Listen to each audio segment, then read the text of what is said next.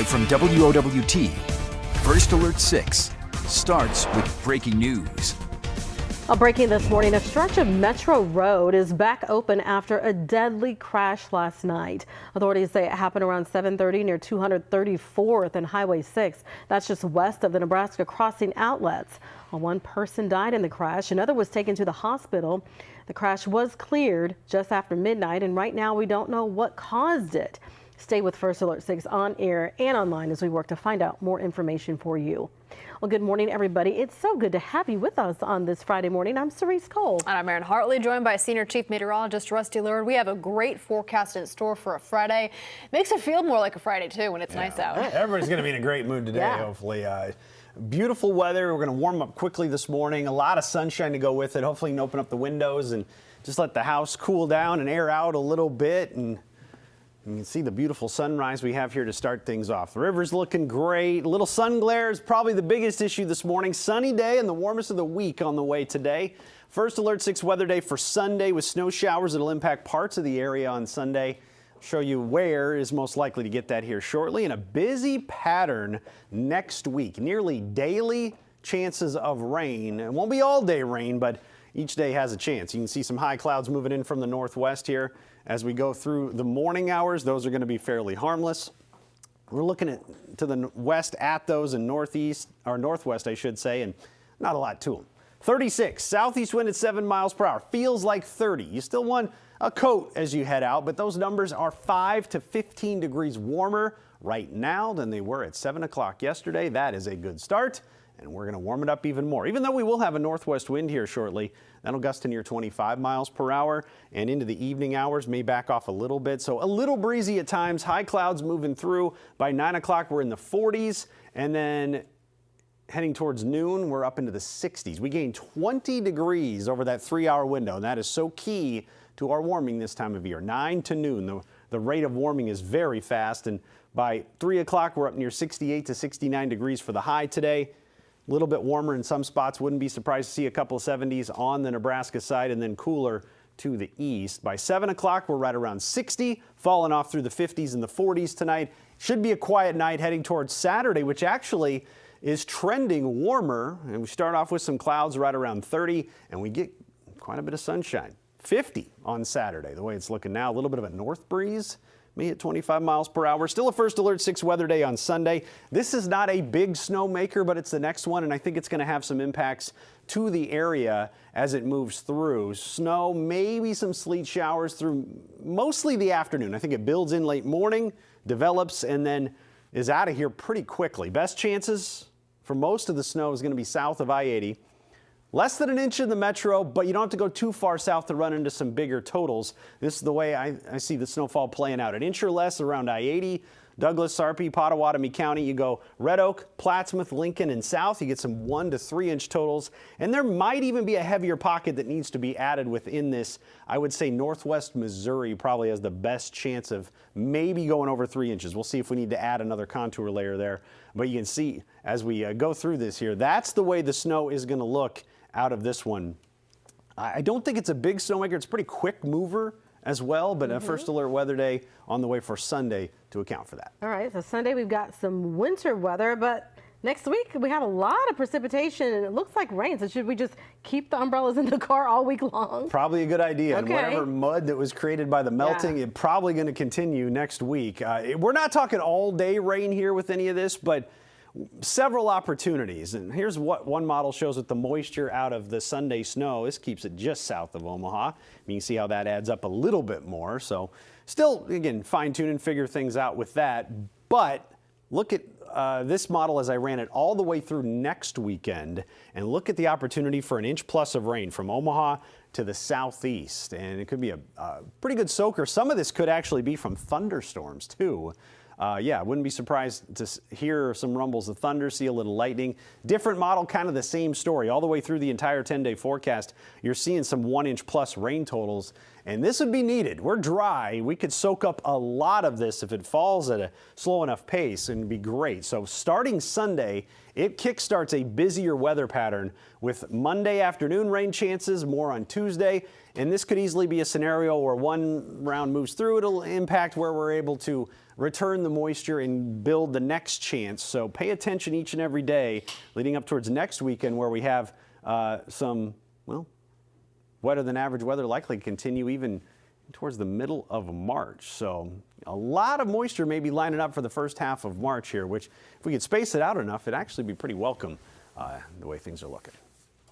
Okay, let's get an update on the roads this morning. What are we talking about on a Friday? I tell you what, it's pretty quiet out there, and I like that. It's I do good. too.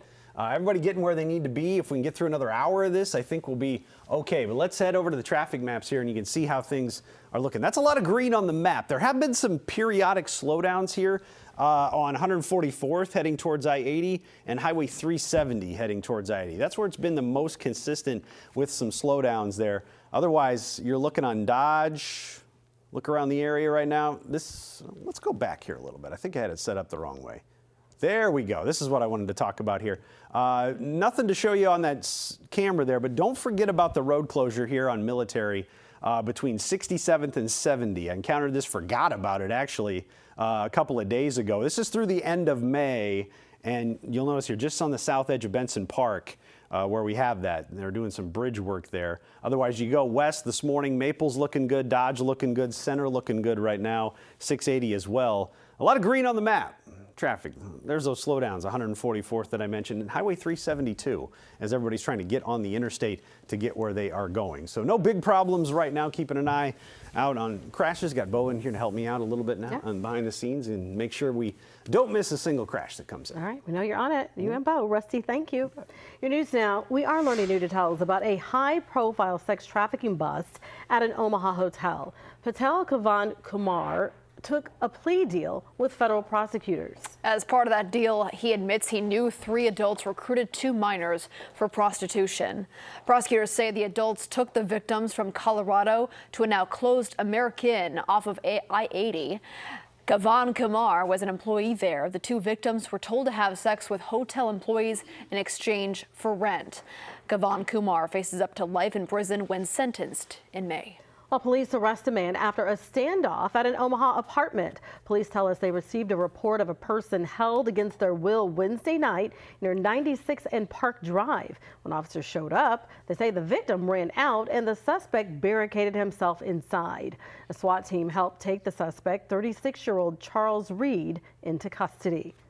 Well, the mother of one of the 2 young girls killed in a Fremont explosion is now suing Horizon Biofuels. The company owns the site where the explosion happened. Lauren Baker's daughter, 12-year-old Haven, was in the break room with her 8-year-old sister while their father, Dylan Danielson, was working. Lauren claims that Horizon should not have allowed her daughter to even enter the building due to the known dangers of producing wood pellets. The suit also argues that Horizon did not control dust collection, maintain equipment, properly staff and train the workers, or fix reported issues. Baker is requesting a jury trial and seeking damages. Well, earlier this month, OSHA proposed nearly $150,000 in fines to Horizon over the explosion. The agency cited combustible dust buildup and fire dangers. The Nebraska Department of Environment and Energy investigated an air quality complaint last February. That investigation noted wood dust on neighboring business property. The explosion happened 5 months later. In 2012, OSHA fined Horizon for workplace hazards and lack of training. The agency noted the company needed to make sure wood dust was properly handled. Chris, thank you. Now at the safety desk with Maria Cade with a new warning from the Consumer Product Safety Commission. This one focuses on pressure cookers you might have. Yeah, a lot of people have these at their home. More than 40,000 Gourmet 6-quart pressure cookers are a part of this warning, and the CPSC says that there is actually a burn risk when you use them. So these were sold between 2017 and 2020, both in person and online. The CPSC says the lid can open while it's still pressurized, and then that that can cause hot contents to spray out onto you. There have been 5 reports so far of customers being burned. 4 of them had severe burns, and the issue has also actually prompted at least 2 lawsuits. So Gourmia says the product is safe when it's used as directed. They also said that the company stopped selling the model 6 years ago, which would have been 2020. So if you do have one, the CPSC says you should stop using it immediately and throw them out. Don't use it anymore. Okay, thank you for letting us know, Maria. We're back after this.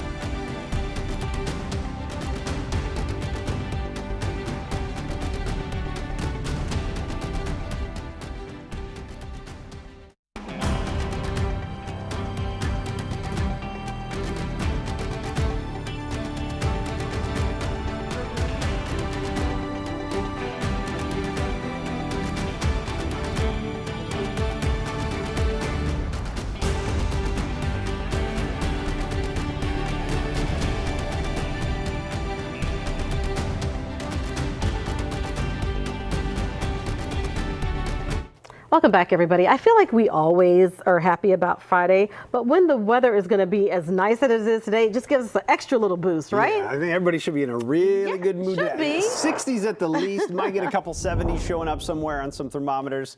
Best odds probably south and southwest of the metro. Right around 70 though for most of us. A great Friday on the way. Still chilly this morning. 30s. And a little bit of wind to make the wind chill down near 30 degrees. So you still want the heavier coat and the warm hat to start, but you won't need it for very long. We'll get through this day, this cool morning pretty quickly. High clouds moving through, wind gusts not really registering right now, but you can see they're out of the northwest gusting near 25 miles per hour at times. Later on this morning and into the afternoon. So a little breezy, but nothing damaging or anything, just helping us warm into the upper 60s. Yeah, we can still warm with the northwest wind. Helps us out quite a bit sometimes, as a matter of fact, down into the 30s by early on Saturday morning. First Alert 6 weather day still on the way for Sunday. Again, we're tracking snow showers, maybe a little sleet mixed in, mostly in the afternoon. Best chances, and most of the snow will probably be south of I-80. Less than an inch in the metro. A little bit more as you go farther south. Here's a snow map again, an inch or less right along I-80 and essentially the Platte River. You go south, Plattsmouth, Red Oak, Lincoln, you get 1 to 3, maybe some higher pockets down in northwest Missouri. Every once in a while, model data comes in with a little bit more down here. So we'll see if we need to add an extra contour to this. And that's the way it looks right now. Not a huge snow, but what happens is it's going to pass through in the middle of the afternoon. So maybe you're going on a weekend trip to Kansas City. The return portion on Sunday could look like this with snow showers building in. Notice by lunch, there's scattered snow showers moving through. On the north edge of these, it'll be a pretty sharp cutoff, but there could be some heavier pockets there. They build in early afternoon, and then they keep on moving to the southeast by 4, 5, 6 o'clock.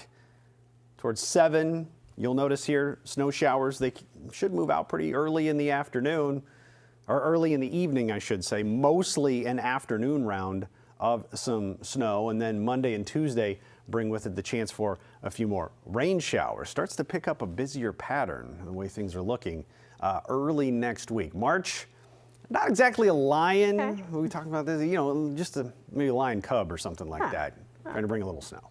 Okay, and like I said, yeah, we're not really dipping or surging into higher temperatures even beyond this 5-day. Yeah, I think the majority of this focus next week will be about the clouds and the shower potential. There may not be a ton of sunshine next week the way things are looking with 40s and 50s. That's why I'm not getting overly aggressive with any of the warmth next week, just because it'll all hinge on the clouds. And you'll notice by next weekend, don't forget that daylight saving time, set the clocks ahead 1 hour. We're going to have more daylight in the evening hours now and lose that hour of sleep. And odds towards the middle of the month leaning wetter than average and warmer than average for much of the area.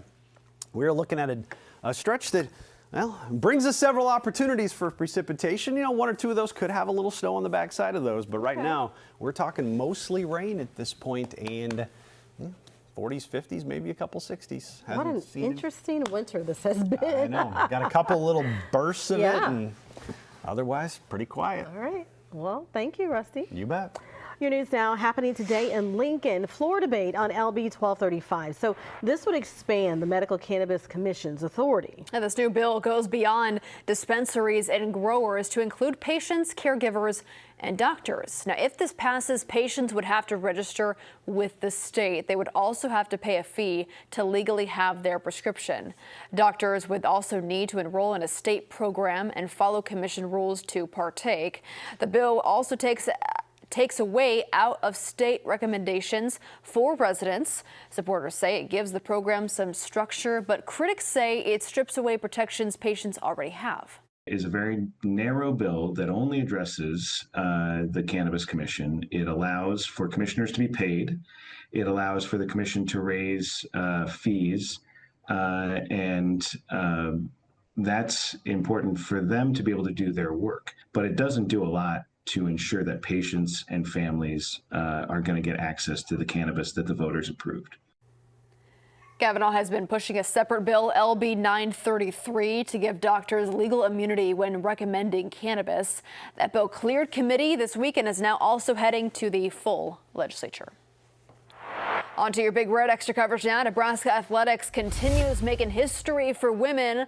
The Huskers are building a flag football program. They're the first Power 4 school to do so. Athletics Director Troy Dannett announced five-time national champion Liz Sowers will be the team's first head coach. Now, Liz's twin sister Katie will serve as the associate head coach. Liz has led Ottawa University in Kansas to an 88-8 record. The Huskers offered California quarterback McKenna Cook their first scholarship last month. She says what Nebraska is doing is inspiring. I think it definitely shows everything about their school in general and how much they believe in women's sports, and to be able to be the first school to ever come out with a team in the Power 4, I think is something really special. And I think the more and more teams are going to join in because they're leading the way, and I think that's something really special. By the way, Sowers has been on the coaching staff for three different NFL teams, including the San Francisco 49ers, the Atlanta Falcons, and the Kansas City Chiefs. That's pretty cool. Coming up, a global franchise is celebrating 30 years by bringing back two fan favorite classics. The details on the big re-release still ahead.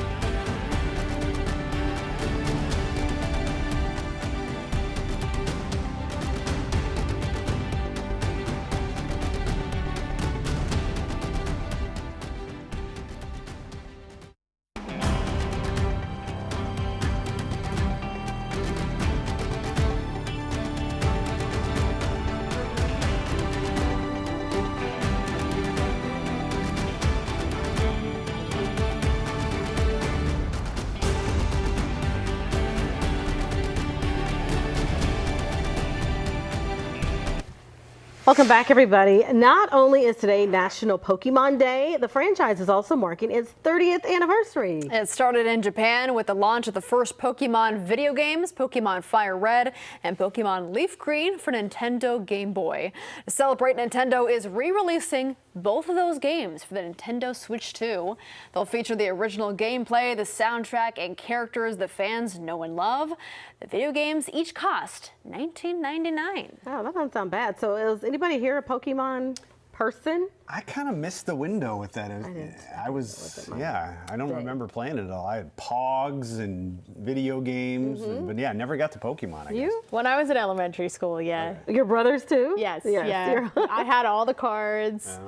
I had the games for the Game Boy and the DS too. Yeah. I liked it. What's the really expensive card? Is that the Charizard card that everybody wants? The big one that gets like millions of dollars I'm not sure if it's that one, but that's a popular character. Okay. Yeah, that was always my favorite.